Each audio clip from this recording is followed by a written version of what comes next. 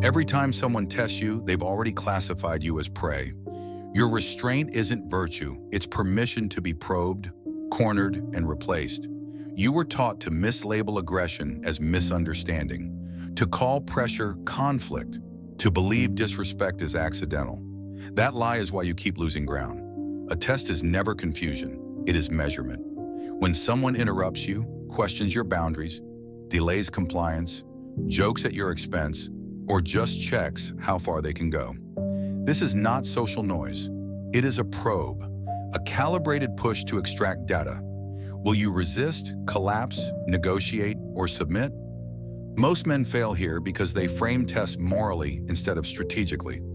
You ask whether the other person is being fair, rude, insecure, stressed, or unaware. That lens is poison. Intent does not matter. Outcome does. Power never asks why. Power observes what happens next. From childhood, you were conditioned to interpret pressure as a call for patience, to explain yourself, to stay calm, to be the bigger man. This conditioning did not make you civilized. It made you legible, predictable, safe to test. In every hierarchy, workplaces, friendships, families, institutions, rank is not assigned by title. It is negotiated through pressure. Tests are how that negotiation begins. Think of it like sonar. A submarine sends a pulse into dark water, not to attack, but to locate weakness. Silence, delay, softness. These are echoes. They reveal distance, size, threat level. When you respond softly to a test, you announce your position before anyone asks. This is why tests repeat. Not because the tester is cruel, but because the environment rewarded them with information. You must understand this inversion clearly. Respect is not given to those who endure pressure. It is given to those who make pressure expensive. The world does not punish testers. It punishes those who fail to respond. History makes this obvious. Empires did not fall because enemies hated them. They fell because enemies tested them and found hesitation. Borders are not crossed out of malice. They are crossed after silence. The same law governs your daily life. When you let a comment slide, you think you're preserving peace. What you're actually doing is signaling that escalation is safe. When you explain instead of enforce, you teach others that your boundaries are negotiable. When you smile through disrespect, you advertise that you fear friction more than loss of status. Tests are not personal attacks. They are audits. And here is the brutal truth most men refuse to face.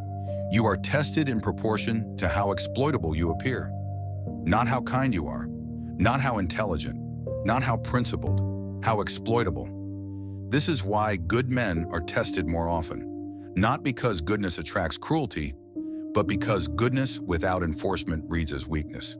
Loyalty without leverage is not virtue, it is exposure. Reframing the test means abandoning the fantasy that harmony is the default state. It is not. Order is enforced. Status is defended. Peace is maintained by those willing to disrupt it. Once you see tests for what they are, your internal dialogue changes. You stop asking, why are they doing this to me? You start asking, what are they measuring? And more importantly, what must my response teach them? This chapter is not about reacting emotionally. Emotion is noise. It's about recognizing that every interaction carries a silent negotiation of rank. You are either shaping that negotiation or being shaped by it. From this point forward, you do not tolerate tests. You interpret them. Because the moment you stop mislabeling pressure as coincidence, you regain leverage. And leverage is the foundation of all power. The testing instinct. Testing is not learned, it is inherited. Before language, before law, before morality, organisms survive by measuring threat. Every mammal probes before it commits. Humans never outgrew this instinct. They just dressed it in manners, bureaucracy, and social ritual. When someone tests you, they are not deciding whether they like you. They are deciding whether you are dangerous. This instinct runs below consciousness. That is why testers often deny intent. They will say, I was just joking, or I didn't mean anything by it. They are not lying. Their rational mind is catching up to behavior their nervous system already executed. The brain asks one question first, can I move this object? Only later does it ask whether it should. This is why tests emerge fastest in moments of transition. New jobs, new groups, new relationships, promotions, instability. Whenever rank is unclear, the testing instinct activates. Silence creates opportunity. Ambiguity invites pressure. You were taught that confidence is internal, that strength is how you feel, that composure equals control, that belief is useless. The testing instinct does not respond to your self-image. It responds to external consequence. Calm men are tested every day. Dangerous men are tested once. Think like a predator for a moment. Not a sadist, not a criminal, but a strategist. A predator does not attack the strongest target. It nudges, it circles, it watches for hesitation. It waits for the moment where resistance costs more than advance. That is exactly what social testing is. A delayed reply, a boundary joke, a subtle dismissal, a sudden demand. Each one is a low-cost experiment. If you absorb it without friction, the experiment succeeds. Data is collected. Pressure escalates. Your problem was never aggression, it was cost asymmetry. Testers escalate because escalation has been cheap. The instinct operates on a simple rule. Continue what works, abandon what costs. There is no morality here, no malice required, just efficiency. This is why explaining yourself after a test backfires. Explanation is labor. Labor signals investment. Investment signals dependency. Dependency lowers your threat profile. From an instinctual lens, the moment you justify, you lose. Silence can be power, but only when silence implies consequence. Most silence does not. Most silence smells like fear. The nervous system can tell the difference instantly. Another hard inversion you must internalize. Niceness does not disarm the testing instinct. It activates it. Why? Because niceness is predictable. Predictability lowers risk. Lower risk invites experimentation. This is why institutions test you endlessly. Forms, delays, rules, just following policy. They are not neutral. They are measuring compliance elasticity. How much pressure before resistance? How much inconvenience before submission? Individuals do the same thing, just faster. The testing instinct also explains why tests intensify when you show competence. Skill without dominance threatens insecure systems, so they poke. Not to remove you, but to see if you can be bent. Most men misread this and shrink. They soften. They appease. They think survival means avoiding attention. Wrong. In hierarchical environments, shrinking does not make you invisible. It makes you available. The instinct marks you either as an obstacle or as terrain. Understand this clearly. You cannot reason with an instinct. You cannot educate it. You can only condition it. Conditioning happens through pattern interruption. The moment a test meets controlled resistance, clean, unemotional, disproportionate, the instinct recalibrates. The nervous system updates its map. This target is costly. From there, behavior changes without conversation, without apology, without drama. This is the foundation of all authority. Not volume, not rage, not dominance theater, just consistent consequence. Once you grasp that testing is biological, not personal, you stop being offended. Offense is weakness. You stop being surprised. Surprise is exposure. You become surgical. And when you become surgical, tests stop feeling like attacks. They start feeling like opportunities to define the terms before someone else does. Next, you must learn who tests and how they do it. The tester archetypes. Once you understand why tests happen, the next advantage is recognizing who is testing you and in what form. Power is rarely loud. Most tests arrive disguised as normal behavior. There are patterns, predictable ones. Men who fail don't fail because they're weak. They fail because they misclassify the threat. The subtle tester. This is the most common and most dangerous type. The subtle tester uses tone, timing, and ambiguity. They interrupt lightly. They forget your input. They rephrase your ideas as their own. They make jokes that can be walked back. Nothing overt, nothing provable. Why this works? It forces you into a dilemma. Respond, and you risk looking insecure. Stay silent, and you lose ground. Most men choose silence and call it maturity. In reality, they just accepted a demotion. The subtle tester is watching reaction speed. Do you correct immediately? Do you hesitate? Do you laugh it off? That pause tells them everything. The aggressive tester. This one is obvious and therefore easier to neutralize. They raise their voice. They issue direct challenges. They apply public pressure. They frame dominance as confidence. Aggressive testers are inefficient. They rely on fear and volume because they lack patience or sophistication. Their goal is not information, it's submission. If you fold here, your status collapses fast. If you respond with controlled force, they retreat just as quickly. The key mistake men make is overreacting, matching aggression emotionally instead of structurally. Rage gives the aggressive tester what they want: chaos. Chaos equalizes power. The institutional tester. This archetype hides behind rules, processes, and authority. Managers who need one more revision, systems that delay approvals, gatekeepers who move the goalposts, policies enforced selectively. This tester is not hostile, it is impersonal. That makes it dangerous.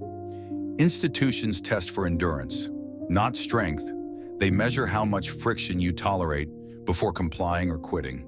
They reward those who push back cleanly and bury those who adapt endlessly. Most men submit here because the pressure feels abstract. No face, no enemy, just how things work. That is exactly why it works. The intimate tester. This one is the most emotionally expensive. Friends who cross boundaries, partners who withhold, family members who guilt, compare, or diminish. These tests come wrapped in history and obligation. The intimate tester knows your values and uses them as leverage. Loyalty becomes a weapon. Love becomes a bargaining chip. Men fail here because they confuse proximity with respect. Closeness does not cancel hierarchy, it intensifies it. Every unchallenged boundary violation in intimate spaces rewrites the power dynamic permanently. You don't keep the peace, you lose position. The opportunistic swarm. This is not a single tester, but a group response. Once one person tests you successfully, others follow. Not out of cruelty, but because the environment has shifted. You have been reclassified. Status is contagious, both high and low. This is why early tests matter most. The first failure multiplies. The first resistance sterilizes the field.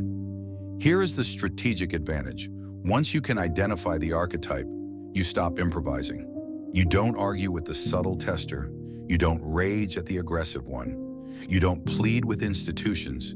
You don't emotionally negotiate with intimate testers.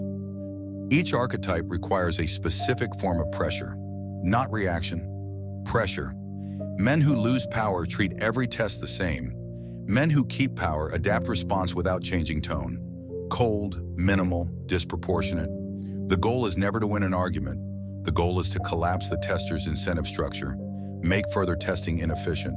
When that happens, behavior changes without discussion, without closure, without apology. Next, you must understand what happens when tests go unanswered and why they always escalate. Escalation. When tolerance becomes a marked test, do not stay small. That is the lie men cling to, that if they ignore pressure, it will exhaust itself. That tolerance signals maturity, that silence is neutral. Silence is not neutral. Silence is confirmation. Every unchallenged test is logged, not consciously, but biologically. The nervous system updates its assessment. This target absorbs pressure without consequence. Once that data is collected, escalation is inevitable. This is not theory, it is pattern. In every hierarchy, pressure follows the path of least resistance. Water does not negotiate with stone. It finds the crack and widens it. History operates the same way. Empires did not collapse from overwhelming force. They collapsed from tolerated incursions, trade violations ignored, borders tested, treaties bent, each small concession framed as diplomacy, each silence justified as restraint. The first breach is always symbolic. The second is structural. By the third, reversal is expensive.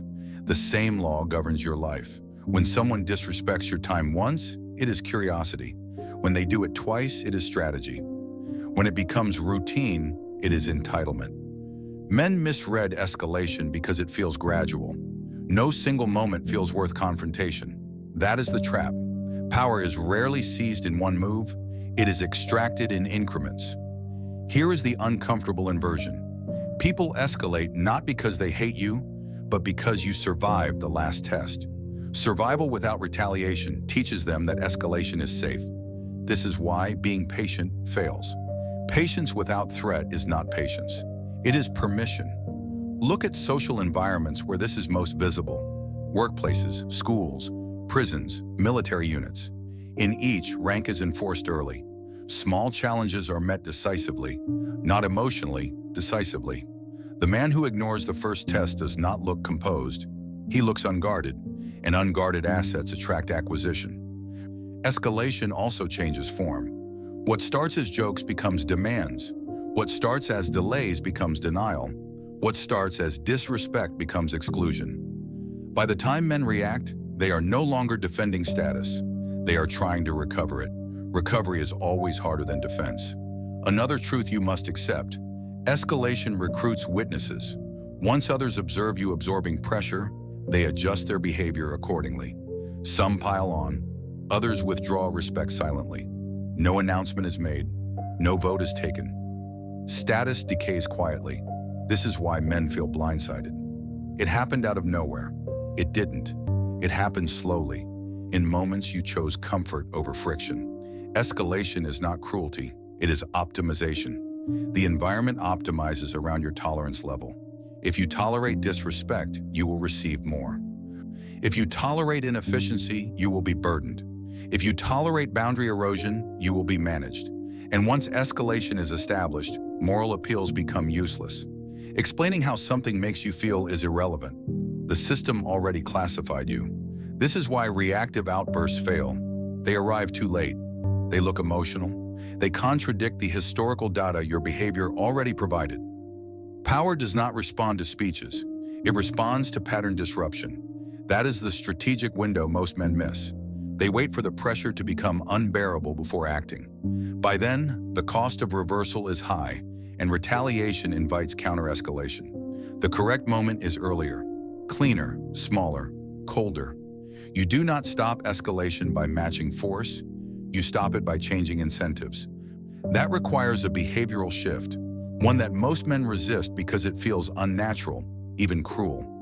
Next, you will learn the doctrine that ends testing permanently, not by dominance displays, but by controlled counterpressure. Counterpressure doctrine. Most men think the answer to being tested is confidence, or assertiveness, or standing up for yourself. Those are emotional concepts. Power is mechanical. The goal is not to express strength. The goal is to retrain behavior. Counterpressure is not retaliation, it is calibration. You apply just enough force at the right moment to collapse the tester's incentive to continue. This is where men fail, by reacting too much or too little. Too little, and the test succeeds. Too much, and you look unstable. The doctrine is simple. Respond immediately, minimally, and asymmetrically. Immediate, because delays signal internal debate. Debate signals uncertainty. Uncertainty invites escalation. Minimal, because excess explanation is weakness. Words are not power. Consequences are. Asymmetrical, because equal responses invite competition. Unequal responses end it. When someone tests you, your response should feel slightly disproportionate to the action, but emotionally neutral. Calm, flat, surgical. This confuses the nervous system. Predators expect fear or submission. Rivals expect engagement. What they don't expect is cost without emotion. Consider silence again, but correctly this time. Silence is only powerful when paired with withdrawal of access, resources, or cooperation. Silence without consequence is void. Silence with cost is authority. A delayed reply paired with delayed cooperation. A boundary crossed followed by reduced availability. A public slight met with private exclusion. No speeches, no warnings, no negotiations. The mistake men make is announcing their boundaries. Announcements are requests. Requests invite negotiation. Enforcement teaches faster than explanation. Another rule you must internalize. Never defend your frame during a test. Replace it. If someone questions your decision, you do not justify it. Justification hands them the judge's seat. You restate or redirect, or you remove yourself entirely. Frame dominance is not about winning arguments. It's about refusing roles that place you below. Counter pressure also requires emotional control, not because emotion is bad, but because emotion leaks information. Information reduces uncertainty. Reduced uncertainty invites further testing. Cold responses feel unnatural at first because you were trained to smooth friction, to resolve tension verbally, to seek mutual understanding. That training made you exploitable. Here is the inversion that matters. Clarity does not create respect. Consequence does. You do not need to be understood. You need to be predictable in one way only. Pressure costs something. Over time, something interesting happens. Tests stop arriving, not because people fear you, but because their nervous systems learned you are inefficient to probe. That is real authority. No one announces it, no one thanks you. It simply alters behavior around you. This is also why consistency matters more than intensity. One strong response followed by 5 weak ones resets nothing. Systems learn averages. You do not need to crush everyone. You only need to crush the incentive to test. Once that incentive dies, the environment reorganizes itself. But this doctrine requires something most men resist: the death of an old identity. The identity that seeks approval, that fears being misunderstood, that equates calmness with virtue. That identity cannot wield counter pressure. It will sabotage you, which is why the final step is not a tactic, but an execution. Kill the old self, install authority. You cannot carry authority while protecting the identity that avoids friction. That identity was built for approval, not survival. From early on, you were rewarded for being agreeable, for explaining yourself, for absorbing tension so others wouldn't feel it. That training created a personality optimized for harmony in controlled environments, not for power in competitive ones.